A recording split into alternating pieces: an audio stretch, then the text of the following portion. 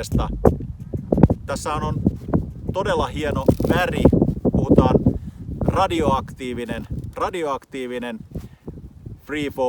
freefalli 13 Fishingiltä. Itse olen käyttänyt tätä vapaa kanssa ja kelaa tosi paljon tänä talvena. Tämä oikeastaan soveltuu mun mielestä pikkasen raskaammille vieheille. Kuhapilkintä, hauenpilkintä, vauraamman ahvenen pilkintä oikeastaan on ne mihin mä kategorisoisin tämän vavan ja kelan. Todella näyttävä väri ja kaikki tutut freefall-ominaisuudet liipasimella, säädöillä, jarrulla.